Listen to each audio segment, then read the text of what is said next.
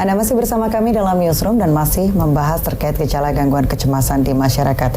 Saya ke Bu Mintarsi. Bu, kalau belakangan ini atau kaum milenial, anak-anak muda itu rentan sekali dengan yang disebut dengan galau, akut, baper dan sebagainya. Apakah itu bisa dimasukkan ke dalam anxiety atau kecemasan yang berlebihan karena mungkin lingkungan dan sebagainya begitu? Itu bukan gejala kecemasan, itu berbeda.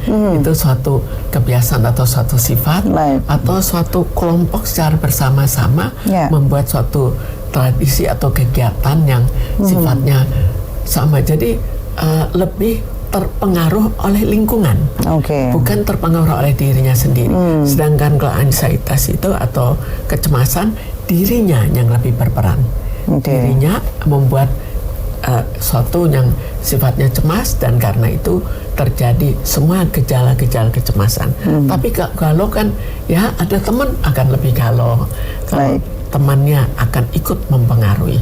Baik, jadi itu dari faktor luar begitu ya Dok. Karena memang sempat disebutkan di Twitter sendiri gitu, trending bahwa adanya anxiety feels like karena biasanya penyebabnya adalah lingkungan ataupun mungkin kejadian-kejadian yang kurang mengenakan begitu. Itu bisa diobati atau hanya dengan bisa sharing atau ada terapi-terapi khusus yang kemudian harus dilakukan? Kita lihat kalau misalnya penyebabnya itu penting sekali. Tapi sekarang kalau penyebabnya suatu kesulitan hidup, maka akan lebih sulit, tapi kesulitan hidup harus diatasi, atau bisa juga dia harus menerima. Jadi bagaimana kita mengajarkan orang itu untuk mempunyai pola pandang yang berbeda, untuk ya jangan akhirnya dia bersedih karena misalnya gajinya turun atau apa, tapi bisa juga kita mengajarkan untuk beradaptasi.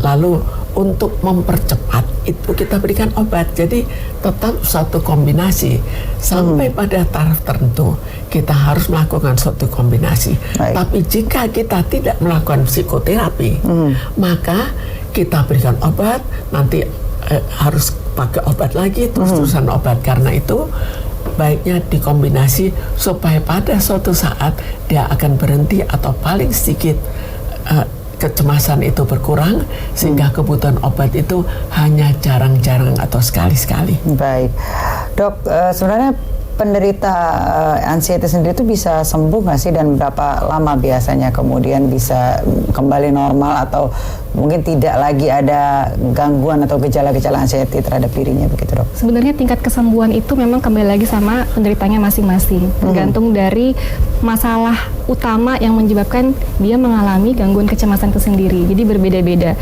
tergantung juga dari tingkat niatnya juga, ini ingin sembuh atau enggak nih dengan cepat. Jadi dengan cara positive thinkingnya juga, dengan cara membuang stres manajemen dengan baik, dan juga misalnya masuk ke tingkat yang sudah parah memang harus minum obat, apakah teratur atau tidak, memang harus sering kontrol juga. Jadi setiap orang itu berbeda-beda untuk penyembuhannya.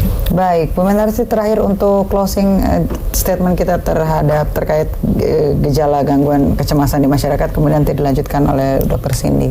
Silakan Bu. Ya, jadi sekarang kita lihat bahwa situasi ekonomi terutama pada saat ini, lalu situasi keamanan dan sebagainya, membuat orang kan kurang tenang.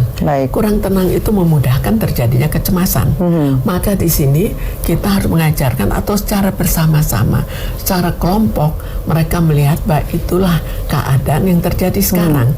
Karena keadaan seperti itu kan merupakan suatu hal yang sifatnya pada saat ini terjadi di dunia. Tapi walaupun di Indonesia entah apakah itu lebih parah atau tidak, tapi kita semua harus beradaptasi dengan situasi yang ada. Jika kita tidak beradaptasi, maka keadaannya akan lebih berat. Dan di situ juga sebaiknya kita juga secara berkelompok untuk sama-sama menyelesaikan. Jadi jangan seorang dengan kecemasan dibiarkan seorang diri. Punya komunitas begitu ya, ada Bu, komunitas, ada komunitas dengan keluarga, ada komunitas dengan lingkungan, dan dengan pertemanan-pertemanan yang saling bisa mengatasi dan melupakan kesulitan-kesulitan yang dihadapi, dan juga merubah lifestyle sehingga semua menjadi lebih cukup. Baik, Bu Cindy, mungkin terakhir untuk menutup perbincangan kita hari ini.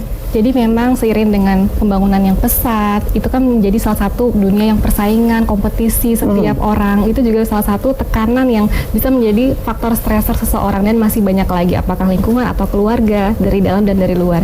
Jadi memang kembali lagi sama kita masing-masing, kita harus bisa untuk manajemen diri kita sendiri, manajemen stresnya bagaimana, pola hidupnya harus sehat, gaya hidupnya baik gitu ya, dan juga kita bisa menyeimbangkan segala macam aktivitas kita, dan juga kalau misalnya kita ada masalah memang harus di-sharingkan, harus dikeluarkan, ditumpahkan. Kalau tidak, kalau dibiarkan dalam unek-unek dalam hati kita, nanti akan terus menumpuk, akhirnya kita tidak bisa untuk mengeluarkan kembali. Jadi semuanya akan mempengaruhi dari pola hidup dan juga kesehatan jiwa kita. Baik, ini juga diharapkan begitu ya, dengan berkurangnya nantinya gangguan kecemasan di masyarakat ini juga diharapkan masyarakat bisa beradaptasi, kemudian punya komunitas seperti yang disebutkan tadi, dan juga pastinya memiliki pertemanan yang sehat sehingga bisa lebih punya pola pikir yang berbeda lagi. Terima kasih Bu Mintarsih atas waktunya bergabung bersama kami.